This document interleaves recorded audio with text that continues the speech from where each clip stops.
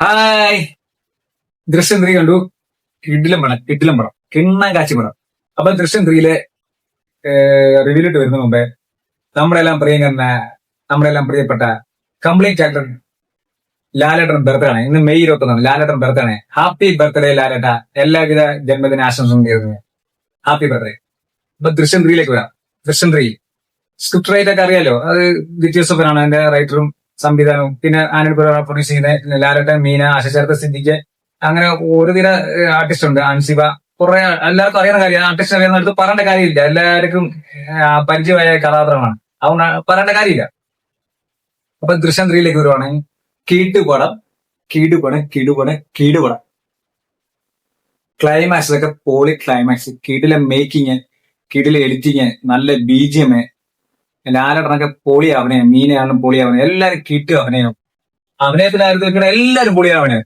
മുരളിഗോപിയൊക്കെ super അഭിനയം. പിന്നെ അച്ഛന്റെ കാര്യം പറഞ്ഞു. അച്ഛനൊക്കെ ഭയങ്കര അഭിനേതാവല്ലേ. മുരളിഗോപിയുടെ ക്യാരക്ടർ കറക്റ്റ് പോലീസാ. ആ പോലീസൊക്കെ പറഞ്ഞാൽ തന്നെ പറയാം. ആ ഡയലോഗ് വെക്കാം. എന്നെ രസം മതി. കോടതി വെറുതെ ഒരാളോട് പറഞ്ഞ ഡയലോഗ് ഉണ്ട്. ഇവനെന്താ ഇവിടെ വന്നിരിക്കുന്നത്? ഇവിടെ കിടന്ന കറങ്ങനെ കുറച്ച് ഇതൊക്കെ എന്നെ രസമായിട്ട്. പിന്നെ ലാലേട്ടൻ കാര്യം പ്രത്യേകിച്ച് പറയണ്ടല്ലോ. ലാലേട്ടന്റെ പഴയ നവരസങ്ങളൊക്കെ പോയി ആരാ പറഞ്ഞേ? ഒരു നവരസങ്ങളും പോയിട്ടില്ല. ലാലേട്ടൻ നവരസങ്ങൾ കിട്ടിയിട്ടുണ്ട്. നിങ്ങൾ പോയി ദൃശ്യം കാണും. അപ്പോഴത്തേക്ക് നിങ്ങൾക്ക് മനസ്സിലാവും ലാലേട്ടൻ നവരസങ്ങൾ പോയില്ല. ഒരു രസങ്ങളും പോയിട്ടില്ല. കീടുമായിട്ട് ചെയ്തിട്ടുണ്ട്. പൊളിയായിട്ട് ആ ചമ്പലും ആ അഭിനയും എല്ലാ സംഗതി മോദിക്ക് വന്നിട്ടുണ്ട്. പൊളിച്ചിട്ടുണ്ട് ലാലേട്ടൻ. എന്തൊരു രസമാണ്. 66 വയസ്സുള്ള 66 വയസ്സുള്ള മനുഷ്യനാണ് ചെയ്തിരിക്കുന്നത്. ഒരു ചെറുപ്പക്കാരെ അഭിനയിക്കുന്നത്. എന്തൊരു രസമായിട്ടാണ് ക്യാരക്ടർ ചെയ്തിരിക്കുന്നത്. എന്ത് ഭംഗിയായിട്ട് ചെയ്യുന്നത്. കൈ കുമ്പിളിലാന്ന് പറഞ്ഞിട്ടില്ലേ? കൈക്കുള്ളിലാന്ന് പറഞ്ഞിട്ടില്ലേ? അത് തന്നെ ലാലേട്ടന്റെ കൈക്കുള്ളിലാണ് ക്യാരക്ടർ. എന്ത് രസമാണ് ചെയ്യുന്നത്. അടുത്ത് വേറൊരു സീനുണ്ട്. ഇവരെല്ലാരും ആരും കഴിച്ചു രാവിലെ ഭക്ഷണം കഴിച്ചിട്ടുണ്ട്, ബ്രേക്ക്ഫാസ്റ്റ് കഴിച്ചിരുന്നു. ലാലേട്ടൻ കഴിച്ചിട്ട് കൈ കഴിയാണ്ട് വാഷ് ബേസിൽ പറ്റി കൈയെ കഴിയിട്ട് വായിനെ വെള്ളം ഒഴിച്ചിട്ട് കുരുക്കി ഒറ്റ തുപ്പേ. ആ തുപ്പ് അതെന്നെ ഒറിജിനാലിറ്റി തന്നെയാ. അതായത് നമ്മള് നാച്ചുറലായിട്ട് ഫ്രണ്ട് വാഷ് ബേസ് ഉണ്ടെങ്കിൽ നമ്മൾ ചിലപ്പോൾ പുറത്തോട്ട് ഇങ്ങനെ തുപ്പത്തില്ലേ?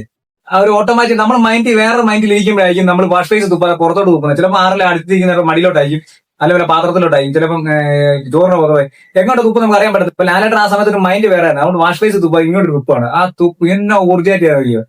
പാടെ ലാലേട്ടൻ കാണിച്ച് അത് ആ സീൻ എന്നെ കൈയിടിയും ചിരിയാറിയോ? ചിരിക്കാത്തവൻ പോലും ചിരിച്ചു പോകും സീൻ. പിന്നെ മീനൊക്കെ കിടിലവന്. മീനൊക്കെ നല്ല ഒറിജിനാലിറ്റി ആയിട്ട് അവനെ എന്നാ നാച്ചുറൽ ആയിട്ട് അവനെ ചെയ്യുന്നത്. എല്ലാവരും നല്ല അഭിനയിച്ചുണ്ട്. പ്രത്യേകിച്ച് പറയേണ്ട കാര്യമില്ല. അത് അങ്ങനെയാണ് ആ പടം മേക്ക് ചെയ്തിരിക്കുന്നത്. പിന്നെ ഇതൊക്കെ ജിത്തി ജോസഫിനെ ഈ പടം ചെയ്യാൻ പറ്റത്തുള്ളൂ. വേറെ ആർക്ക് ചെയ്യാൻ പറ്റുമെന്ന് എനിക്ക് തോന്നുന്നില്ല. കാരണം ഇത് എന്ന രീതിയിൽ കിട്ടില്ലാണ്ടല്ലോ പടം കൊണ്ടുപോയിരിക്കുന്നത്. അതായത് ഇനി നമുക്കറിയാം ബിൽഡപ്പ് ലാസ്റ്റ് കൊണ്ട് സെറ്റപ്പ് ചെയ്തെല്ലാം പറയാം. അതായത് പടം ഇങ്ങനെ പോകും, ഇങ്ങനെ പോകും. അത് ബിൽഡപ്പ് ചെയ്ത് ക്ലൈമാക്സിൽ കൊണ്ട് സംഗതി സെറ്റാക്കും. അത് നമുക്ക് അറിയാവുന്ന കാര്യമാണ്. അപ്പൊ നമ്മൾ ക്ലൈമാക്സിൽ പ്രതീക്ഷക്കാട്ടും കൂടി ക്ലൈമാക്സ് വന്നിട്ടുണ്ട്. ഈ പടത്തെ ക്ലൈമാക്സ് ആണല്ലോ ഈ പടം നട്ടല് ക്ലൈമാക്സ് ആണല്ലോ. അതുവരെ ബിൽഡപ്പ് ചെയ്ത് പോയിട്ട് ക്ലൈമാക്സ് കൊണ്ട് സെറ്റ് ആക്കും. അത് ഇതിനകത്ത് വന്നിട്ടുണ്ട്. അത് നല്ല രീതിയിൽ ചെയ്തിട്ടുണ്ട്. പടം നല്ല രീതിയിൽ പടം പോകുന്ന എനിക്ക് 100% ഉറപ്പാണ്. ഇത് 100 കോടിൽ നിൽക്കത്തില്ല, അതിന് മുകളിൽ പോകും.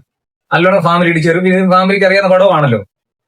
പിന്നെ അതിനകത്ത് സിദ്ദിഖിന്റെ ക്യാരക്ടർ എന്ന് പറഞ്ഞാൽ ആദ്യമൊക്കെ പാവമായിരുന്നല്ലോ. അതായത് ഉരിയാടാ നടന്ന ഒരാളാണല്ലോ. മറ്റേ പെണ്ണുമ്പോൾ എന്താ പറഞ്ഞാലും മിണ്ടായി അങ്ങനെ പറയാനൊക്കെ പറഞ്ഞു നടന്ന ആളാണ്.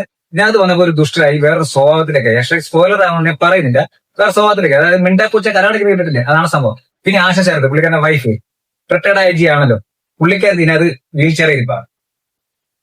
അനങ്ങത്തില്ല, മിണ്ടത്തും ഇല്ല, സംസാരിക്കത്തില്ല. കാര്യം അറിയാം, അവനവൻ ചെയ്യുന്ന പാപം അവനവൻ അനുഭവിക്കും. ഇവർ ശരിക്കും അനുഭവിച്ചിട്ടുണ്ട്. കാര്യം ഇവർ ആ കുടുംബത്തെ, ജോർജിയുടെ കുടുംബത്തെ ശരിക്കും ഉപദ്രവിച്ചിട്ടുണ്ട്, നല്ലൊരു ഉപദ്രവിച്ചിട്ടുണ്ട്. അതിന്റെയാണ് ദൈവം കൊടുത്ത ശിക്ഷയാണ് ഈ വീൽ ചെയറിനകത്ത് ഈ ഇരിപ്പ്. മനസ്സിലായോ? മിണ്ടായിരിക്കുന്നത്. അതിന് പകരമായിട്ടാണ് ഇത്തോടെ ഭർത്താവ് ഇറങ്ങിയിരിക്കുകയാണ് ജോർജ് കുട്ടിയെ തിളയ്ക്കാനായിട്ട്. പക്ഷെ ഭർത്താവ് നല്ല ആര് വിചാരിച്ചും IG വിചാരിച്ചാൽ ആര് വിചാരിച്ചും നടക്കത്തില്ല. ഇത്തവണ എല്ലാ പ്രാവശ്യം പോലീസുകാരാണ് ഈ ജോർജ് കുട്ടിയുടെ പുറകെ വരുന്നത്, ജോർജ് കുട്ടിയെ പിടിക്കാനായിട്ട്. അവർ പരാജയപ്പെട്ട് പോയി നാണം കെട്ട് പോയിട്ടേ ഉള്ളൂ. ഇത്തവണ ഭർത്താവ് വേറൊരു പരിപാടി ഒപ്പിച്ചുകൊണ്ട് വരുവാണ്. പക്ഷെ അതും പരാജയപ്പെട്ട് അവിടെയും നാറി.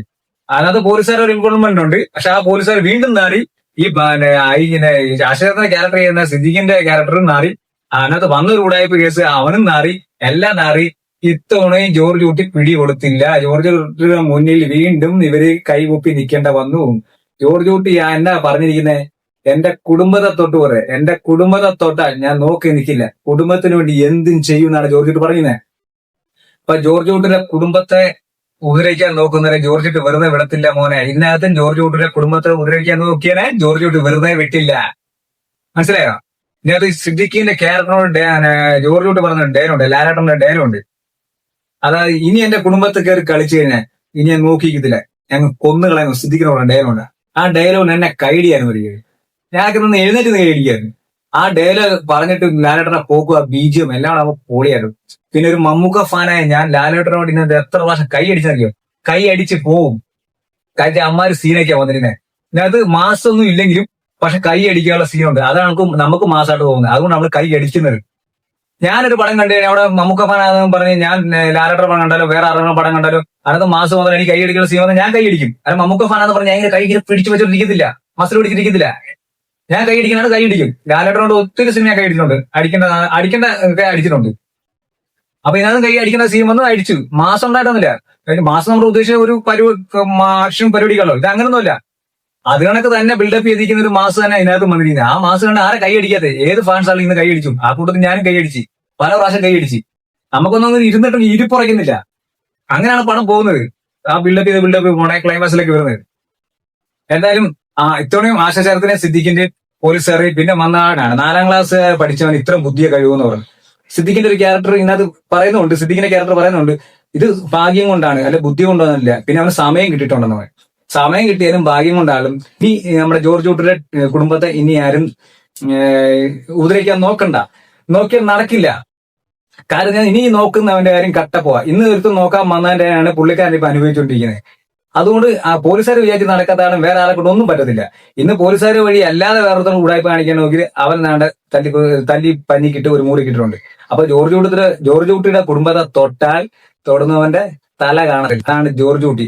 അപ്പൊ ജോർജ് കുട്ടി ഇന്ന് കത്തിച്ചിട്ടുണ്ട്, തകർത്തിട്ടുണ്ട്. ലാലേട്ട ഒന്നുകൂടെ ഹാപ്പി ബർത്ത്ഡേ.